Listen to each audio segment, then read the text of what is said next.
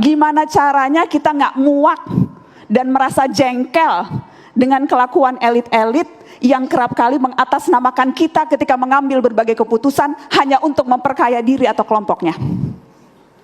Gimana kita nggak sebel dan gimana gue juga susah hidup gue harus meyakinkan anak muda peduli politik kalau yang sehari-hari dilihat ya tingkah laku seperti itu.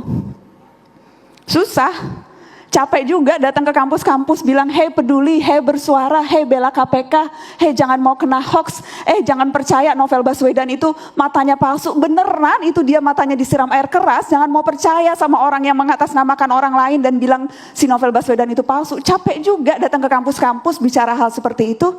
Kalau sehari-harinya yang kita lihat, tingkah laku politisinya gak banyak berubah. Jadi capek. Tapi terus kalau kita capek, itu artinya kita kalah berkali-kali. Ketika kita melepaskan tanggung jawab kita, ketika kita melepaskan apa yang seharusnya bisa kita lakukan, dan itu diambil alih oleh orang lain yang kerap kali bilangnya demi bangsa dan negara. Saya terkadang capek wawancara politisi ketika ditanya apa motivasinya demi bangsa dan negara. Mungkin sudah terdengar terlalu sinis ya. Cuma pengen juga sih sekali-kali wawancara politisi, gue mau jadi menteri karena gue mau berkuasa. Nggak usah deh bawa-bawa nama rakyat.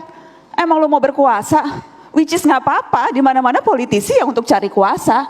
Cuma apa yang akan kamu lakukan ketika kamu sudah dapat kekuasaan itu yang penting. Toh nggak semua orang mau jadi politisi kok. Biarkanlah orang-orang yang memang punya niat, punya kemampuan, punya skill, punya keterampilan, dan mudah-mudahan punya hati untuk jadi politisi. Karenanya ketika mereka mau berkuasa, kasih kesempatan mereka berkuasa. Tapi janganlah munafik bilang ini demi bangsa dan negara, ketika kita tahu itu hanya tukar-menukar dan tawar-menawar kursi. Dan ketika kita kritis berbicara disebutnya, wah tidak mau ada persatuan. Padahal rasanya aneh ketika yang kalah masuk ke gerbong yang menang dan lagi-lagi atas nama rakyat dan negara. Tapi itulah kenyataan politik kita. Dan itulah yang seharusnya berusaha kita bersihkan atau kita jernihkan.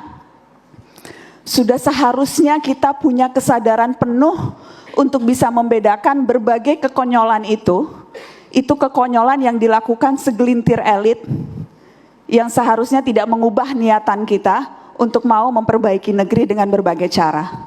Dan sudah seharusnya kita melihat berbagai kejahatan itu sebagai kejahatan, bukan malah justru memaklumkan berbagai perilaku itu. Tiap kali saya posting